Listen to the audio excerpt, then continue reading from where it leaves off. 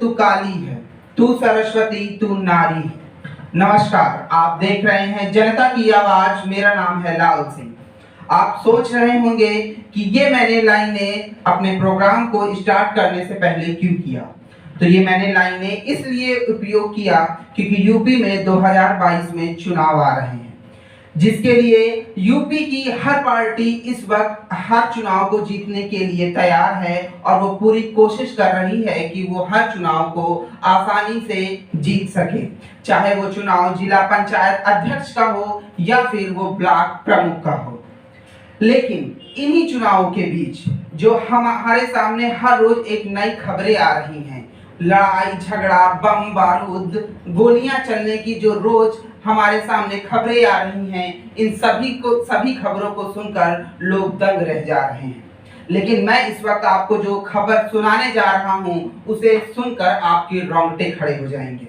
इससे पहले मैं आपको ये बता दूं कि चाहे जो भी सरकार हो, हर सरकार में लड़ाई झगड़ा होता ही रहता है, चाहे वो मायावती की सरकार हो, चाहे वो अखिलेश यादव की सरकार हो, चाहे वो योगी आदित्यनाथ की सरकार हो।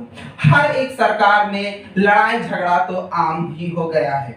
लेकिन इतिहास में पहली बार, जी हाँ, इतिहास में पहली बार एक ऐसी शर्मनाक हरकत इस चुनाव ब्लॉक प्रमुख में हुई है जिसे सुनकर आपके रोंगटे खड़े हो जाएंगे।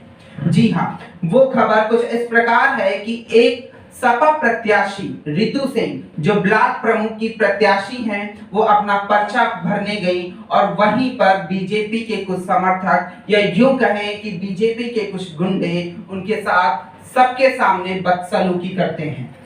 रितु सिंह आरोप लगाती हैं और मीडिया के साथ बात करती हैं। उनके अनुसार उनका बैग छीन लिया जाता है जिसमें उनके कुछ इंपॉर्टेंट डॉक्यूमेंट्स होते हैं। उसी डॉक्यूमेंट्स में उनका मोबाइल, यहाँ तक कि उस बैग में कुछ ज्वेलरी भी थी। रितु सिंह की जो सपोर्टर थी, जो उनकी प्रस्ताविका थी अनीता यादव, उनके साथ भी बदसलूकी की गई। यहाँ पर एक सवाल उठता है कि इन दोनों महिलाओं की आखिर में गलती क्या थी? गलती क्या यह थी कि ये सपा प्रत्याशी, सपा सपोर्टर थी, या फिर इनकी गलती थी कि ये दोनों एक महिलाएं थी और महिलाओं की क्या कोई इज्जत नहीं है? मैं इस सरकार से पूछता हूँ, मैं यहाँ तक सरकार क्या, मैं हर एक आम आदमी से पूछना चाहूंगा कि क्या महिलाओं की कोई इज्जत नहीं है? सबके यहाँ माँ, बहन, यहाँ तक कि बेटी सभी के पास होती हैं और अगर आज उन दो महिलाओं के साथ हुआ है तो कल हमारे भी आसपास ऐसी दुर्घटनाएं घटित हो सकती हैं। इसीलिए हम सबको जागरूक होने की जरूरत है। अनीता यादव के अनुसार, अनीता यादव जब मीडिया से बात करती हैं तो वो बताती हैं कि कैसे उनके साथ बदसलूकी की गई। वो रोड पे चुपचाप खड़ी थी, तभी बीजेपी के कुछ गुंडे आते हैं और उनके साथ जबरदस्ती करने की कोशिश करते हैं। उनकी साड़ी को खींचने की कोशिश करते हैं। द्वापर युग में भी एक चीरहरण हुआ था और कलयुग में तो दो चीरहरण खुले आम हो रहे हैं। कई महिला, चाहे वो स्मृति ईरानी हो, चाहे वो सीतारमण हो, और आज कलयुग में भी चीरहरण हुआ। तब भी सब चुप थे और आज भी सब चुप हैं।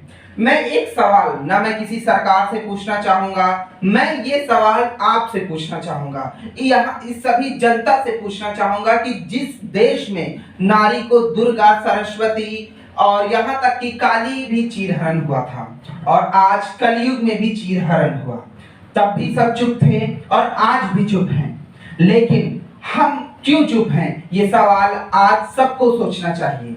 एक सवाल मैं किसी सरकार से नहीं पूछना चाहूंगा, ना मैं अखिलेश यादव से पूछना चाहूंगा और ना मैं योगी आदित्यनाथ से पूछना चाहूंगा। एक सवाल मैं आपसे पूछना चाहूंगा, यहाँ पर बैठी सभी आम जनता से पूछना चाहूंगा कि आखिर कब तक हमारे देश में महिलाओं की ये हालत होती रहेगी?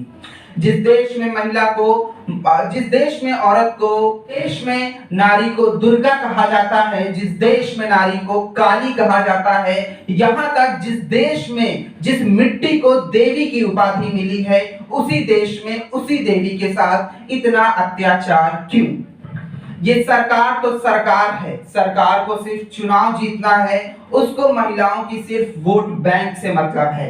चाहे वो सरकार समाजवादी की हो, चाहे वो सरकार योगी आदित्यनाथ बीजेपी की हो।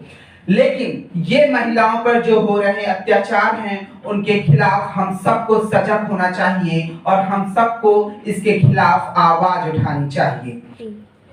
इन महिलाओं पर हो रहे अत्याचार तभी रुक सकते हैं जब हम इसके खिलाफ आवाज उठाएंगे। हमारे आसपास न जाने कितनी ऐसी महिलाएं हैं जिनके साथ रोज घरेलू हिंसा हो या फिर उनका घरेलू शोषण हो, कुछ भी हो, हम सभी को उनके खिलाफ ये आवाज उठानी चाहिए। तभी हमारा देश आगे बढ़ सकता है, तभी हमारे देश में हर बेटी, हर महिला को समानता का अधिकार प्राप्त होगा। तो आइए हम सब ये शपथ लें कि हमारे आसपास जितनी भी महिलाओं के साथ ऐसे अत्याचार हो रहे हैं, हम सबको उसके खिलाफ आवाज उठानी है, उसके खिलाफ आवाज उठानी है। जय हिंद, जय भारत।